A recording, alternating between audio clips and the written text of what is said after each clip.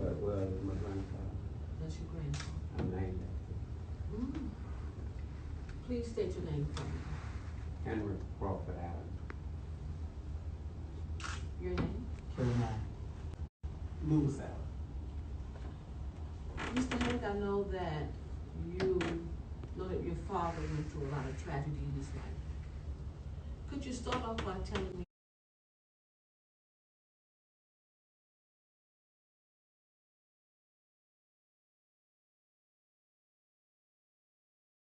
Too long with the kids sold for $20. so what is her name?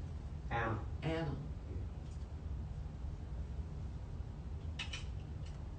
Anna and Crawford.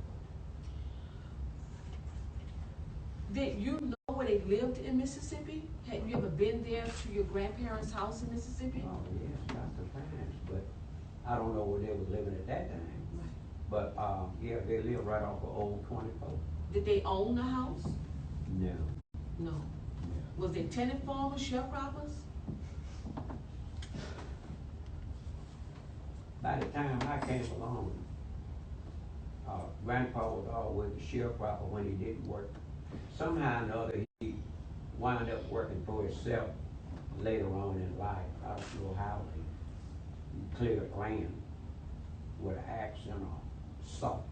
Injustice. I have nothing, I have no good words. So Juneteenth, the celebration just passed. For some in Galveston, Texas. But your freedom for your family, 1926. The freedom for May's family, 1963.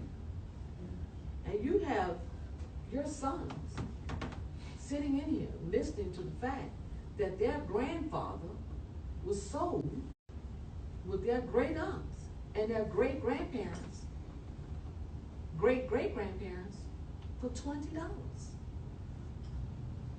Nothing. You really don't have to be that smart to be rich.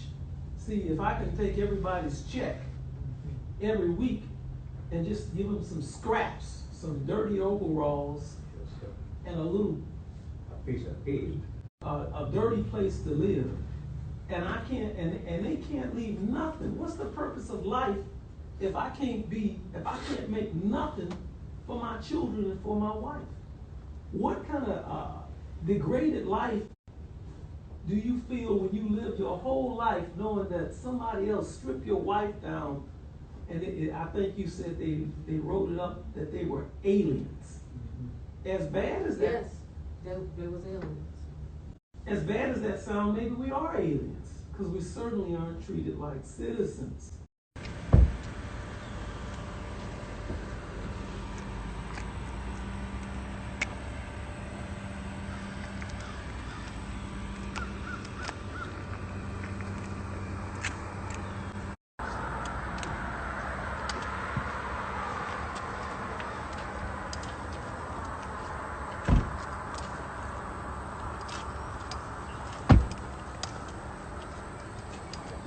Come on, Mr. Hank.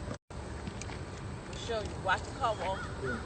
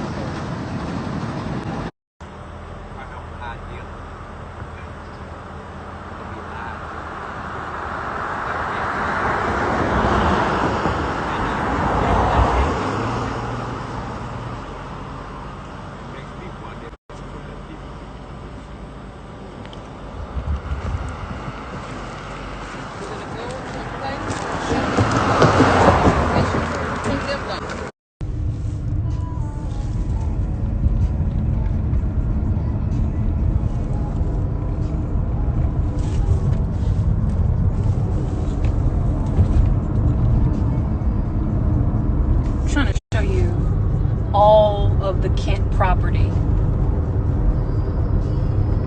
This beautiful home right here. Look at these. These are all property of the Kent family.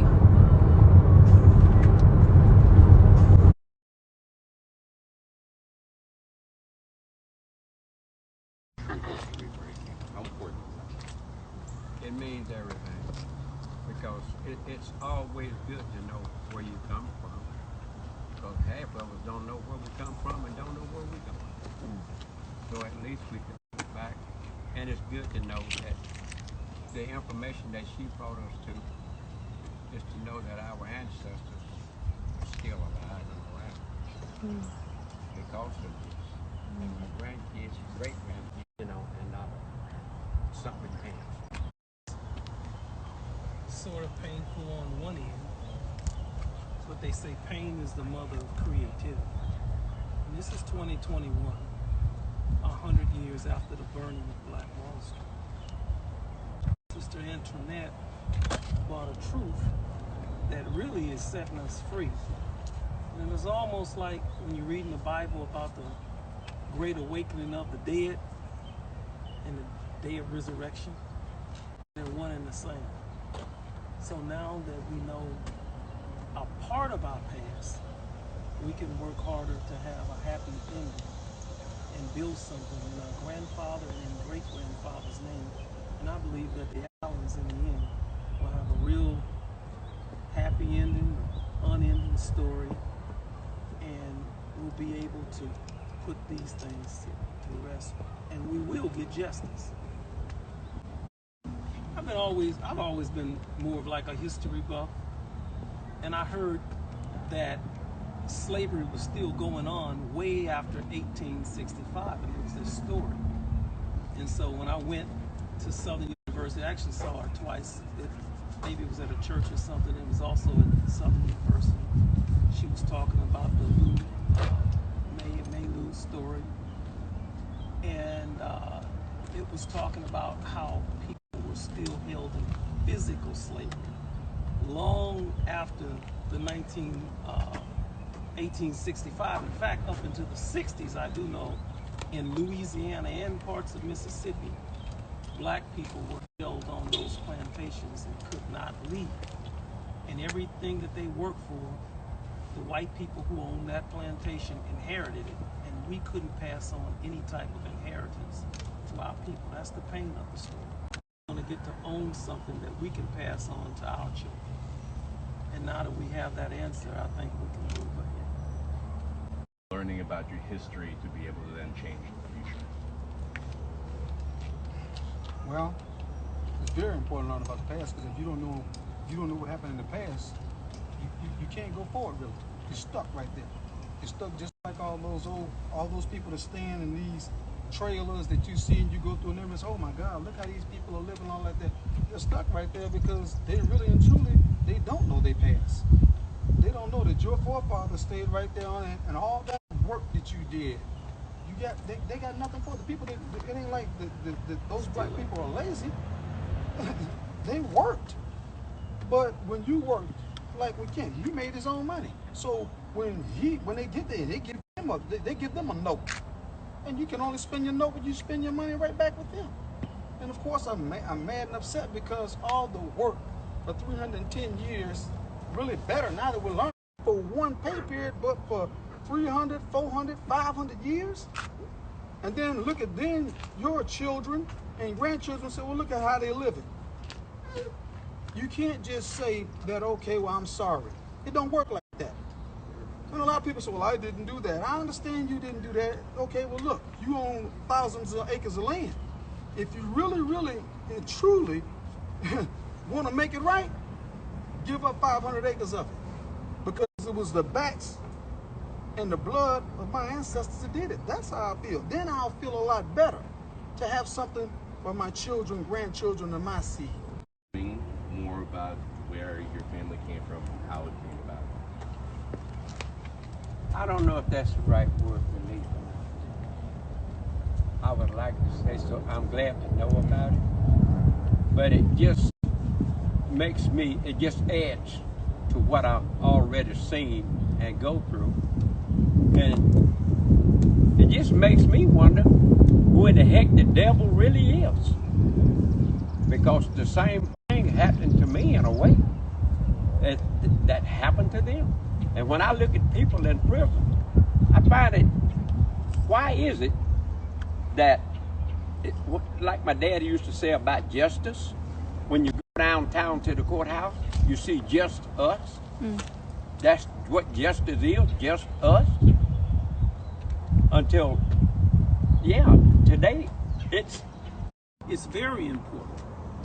We know it's important for black people, but it's also important for Caucasians, because today's generation is filled with hostility, anger, and even fake relationships based on superficial values, because truth is not the centerpiece. See, a true friend wants you to tell the truth. You can't have a real relationship without the truth. You can't be married to a woman or a man that you don't know the truth about. It's a fake relationship. And so any little flare-up, whether it be Eric Garner in New York or Alton Sterling in Baton Rouge, the hostility comes out. And we have a big march and a lot of picket signs. They don't want that uncovered. But in order for us to have a true brotherhood, a true friendship, we got to uncover it. And wherever the pain is, we got to heal it. There's no way possible one group of people are going to own everything, and another group of people own hardly nothing. In fact, black people own less now, 40 years after Dr. King, than what we owned during the day of Dr. King. That's a problem. And so what it makes is, it makes common white people believe that black people are a bunch of lazy, insignificant bums, and it makes common black people believe that all white people are Ku Klux Klan members, you see? And then we smile and grin in each other's face in hypocrisy. But just any little flare up, and it all blows up, and we come out and play the game over and over and over again, rather than heal our communities. And being videoed to death. All right. Thank you very much. Let's stay right there. Let's bring in Antoinette. So she's just going to step in and just say goodbyes. Thank you. And just walk off. And then we'll stop rolling. All right.